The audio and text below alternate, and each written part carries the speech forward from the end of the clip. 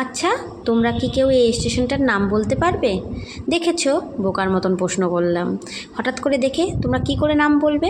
দাঁড়াও, আমিই বলে দিচ্ছি। এই স্টেশনটার নাম হচ্ছে মসলন্দপুর। তোমরা নিশ্চয়ই দেখতেও পেয়েছো। তো এখানেই কিন্তু আমার বিয়ের আগের লাইফটা কেটেছে। না না, স্টেশনে বসে কাটিনি। আসলে এই স্টেশন থেকে 5-10 মিনিট দূরত্বেই কিন্তু আমার বাপের বাড়ি। তো ছোটোবেলাটা আর বিয়ের আগের লাইফটা কিন্তু এখানেই কেটেছে। সেজন্য এই জায়গাটার প্রতি অনেকটাই মায়া, আর সেটাই থাকা স্বাভাবিক। তো হ্যালো এভরিওয়ান, আমার নতুন একটি ভিডিওতে তোমাদের সবাইকেই স্বাগত জানাই।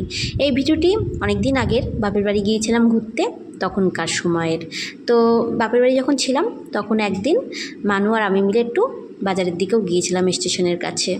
তো টুকটাক কেনাকাটা করার জন্য একটা বিশেষ দরকার ছিল, সেই জন্য। আর মেয়েরা বড় হলে মায়েদের তো অন্য কোনো সঙ্গীর প্রয়োজন পড়ে না, তাই মা আর মেয়ে দুজনে জুটি বেঁধে বেরিয়ে পড়েছিলাম।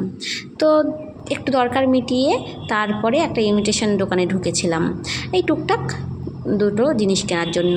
এই গার্ডার, ক্লিপ, টিপের পাতা, নেল পালিশ, কানের, এইগুলোই কেনাকাটা করেছিলাম। মানুষের জন্য ছোটো ছোটো কটা গার্ডার নিয়েছিলাম, আর আমার জন্য ওই হোস্টেল ক্লিপ, টিপের পাতা, এই সব। তো এরপর গিয়েছিলাম জুতোর দোকানে পাপানের জন্য জুতো কেনার জন্য, সাথে আমাদের দুজনের জন্যও, মানু আর আমার জন্য বাড়িতে পরার জুতো।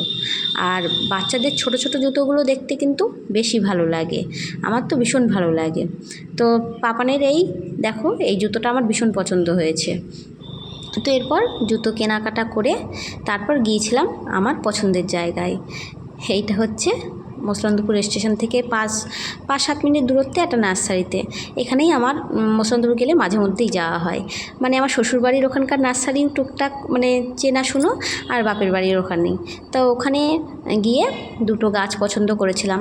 এই নার্সারিটায় এখন মানে ভালোভাবে দেখভাল না হওয়ার কারণে গাছের সংখ্যা অনেক কম। তবু দেখো, তার মধ্যেও রয়েছে এই অ্যাডেনিয়ামগুলো, কী সুন্দর লাগছে। তো আমি সেখান থেকে দুটো গাছ নিয়েছিলাম।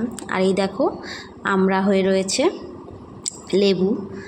তো একটা নাকচম্পা গাছ নিয়েছিলাম, আর নিয়েছিলাম বেগুনি অপরাজিতা। আমার বাড়িতে নীল অপরাজিতা এবং সাদা অপরাজিতা আছে। তো এই বেগুনি কালারটা দেখে আমার ভীষণ ভালো লেগেছে বলে এই দুটো কালারই নিলাম। আর নাকচম্পা গাছটা আমার বাড়িতে নেই, তো এই দুটো গাছই নিয়েছিলাম। আর এই দুটো গাছ নিয়েছি আমি মাত্র 50 টাকায়।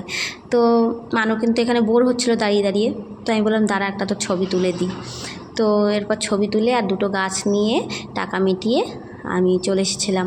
আর আমাদের এই মসলন্দপুরে এই 3 মাথা রাস্তায় কিন্তু প্রচণ্ড ভিড় হয়। তো সেই সব ভিড় মিটিয়ে টুকটাক একটু খাওয়া দাওয়া করে তারপর বাড়ির পথে রওনা হয়েছিলাম।